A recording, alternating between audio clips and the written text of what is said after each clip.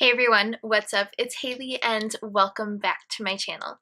So today I'm going to be talking to you about all of the books that I read in the month of January. In January, I read 5 books, which, to be honest, is not quite as many as I was hoping to read to start out the year, but I actually did start and complete a series in the month of January, so I'm not too upset about it. So we'll just go ahead and jump right into the series that I actually started and finished during the month, and I don't think it will come as a surprise to anyone with the recent release of King of Scars and the announcement of the Netflix show that is coming, but I read the Shadow and Bone trilogy for the very first time. I actually did read Six of Crows and Crooked Kingdom last year in 2018, but this was my first time really getting this origin story of Leigh Bardugo's Grisha world. So of course the Shadow and Bone trilogy consists of Shadow and Bone, Siege and Storm, and finally Ruin and Rising. So I would say of the 3, Shadow and Bone was definitely my favorite. I gave this first book 4 out of 5 stars. And then I gave Siege and Storm 3 out of 5 stars. I would definitely say that this was my least favorite in the series, and we'll kind of get into that in a second here. But I gave Ruin and Rising 3.5 out of 5 stars. I think for me, the main thing that affected my reading of these books were the characters, because I was familiar with the Grisha magic system as well as this world and Leigh Bardugo's amazing writing. So for me, it was really the characters that kind of drove my enjoyment of the story. Now, as far as Shadow and Bone goes, this is the one that I read the quickest and the one that I had the most difficulty putting down. As far as Alina goes, I feel like as a main character, she wasn't very strong in this first book. I felt like it took her 90% of this book to actually make a decision for herself, but she really came into her powers and her confidence and her strength in the next 2 books.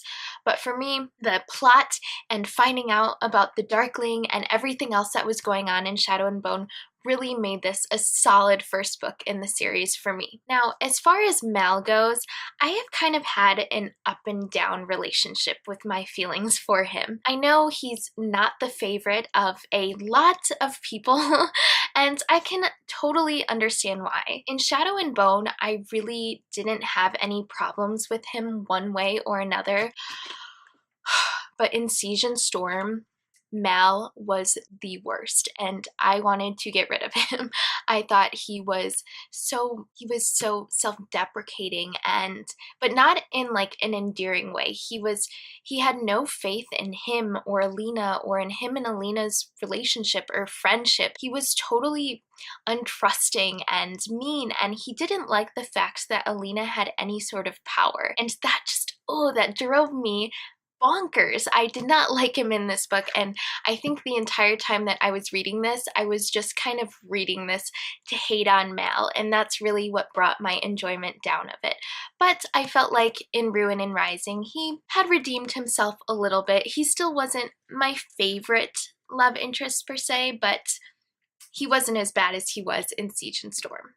Overall, I say the Darkling as a villain was so compelling. I had such an amazing time whenever he was a part of the story, whenever he was an appearance on the page, because I loved his backstory. I loved hearing about his motivations and what drove him, and I thought like his playing the antagonist to Alina made this such a fun trilogy to read.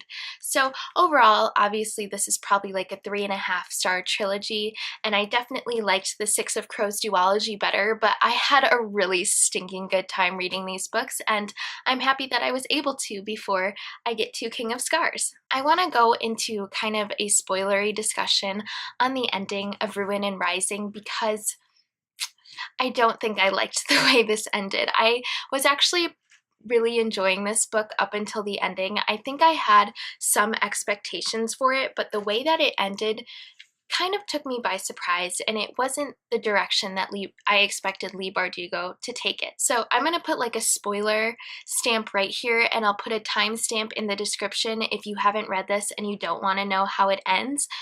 But basically, I want to say that I was kind of frustrated by the fact that Mal was brought back to life. I can understand why an author wants to take the characters and the plot and end everything in a nice, neat little bow, but I almost felt like for the ending of this book, I kind of felt like Mal and Alina both needed to die. And it's not that I didn't like Alina as a protagonist. I really enjoyed her arc and her character growth. I don't know. It's not what I expected. I don't know that I liked it, but I also don't know that I hated it. So I'd like to hear your thoughts in the comments about what you thought about this, because I'm a little torn. The next book that I read was The Long Walk by Stephen King, written under Richard Bachman. This is like a dystopian novel following 100 boys who are selected to participate in this thing called the Long Walk. And basically they are forced to walk mile after mile, day after day, until there is only one left standing. And the way that they get rid of the competition is if any of the boys stop or rest after 3 warnings, they are killed instantly. So this follows our main character, Ray Garrity, as he begins the long walk with nervousness and trepidation and slowly gains confidence, and then begins to spiral into the madness that comes with never sleeping, walking 4 miles an hour for 5 days straight, having limited amount of food, and seeing people around him get killed off. And I think that was really truly the strength of the novel, was seeing Ray's slow downward spiral and the way that the walk and the time that passed really affected him. It was so clear to see not only his physical pain, but also the emotional exhaustion he was undergoing, and that was what really kept me reading from beginning to end. What did kind of affect my liking of this book was the fact that we don't really get any backstory as to why this long walk takes place at all. We don't know what the state of the world is, why this long walk is necessary, and who this guy who runs this, called the Major, is. Why is he in power? Who is he? What's his story? You know, how did he take this position of power, and does that essentially make him the leader of the world as we know it in this book? So for me, I just felt like some things were not really fleshed out, some things were not very clear, and that kind of left me with a lot of questions at the end. So I ended up giving this 3 out of 5 stars. Another thing that I do want to say is this was published, I believe, in the late 1970s, so there are some slurs and problematic language in this book, and I kind of tabbed up a lot of it because there are so many instances when the main character will talk about women in sort of a demeaning way. They're constantly talking about the look and the appearance of women's breasts, and that often took me out of the story, and I really did not enjoy that. So I'm just giving you a fair warning. It happens quite a bit, but it's not as much towards the end of the novel, so you've been warned.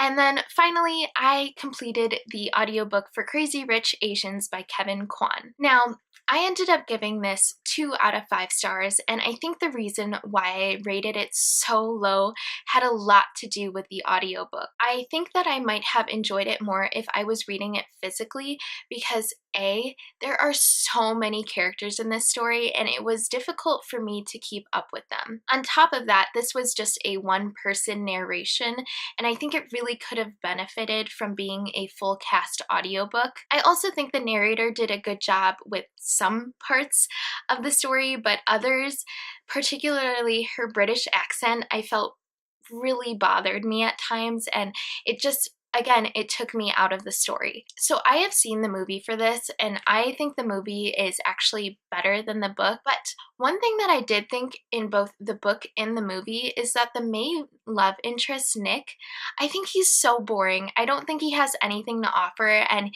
he really wasn't any sort of amazing, compelling character for me. So I didn't really feel that Rachel had one reason or another to stay with him. So, but I don't know.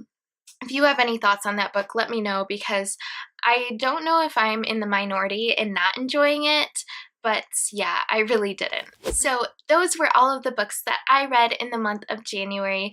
Please let me know if you had any standout books for the month, and don't forget to like and comment if you enjoyed this video. I hope you'll choose to subscribe because I am trying to put out videos twice a week, and I will see you in my next one.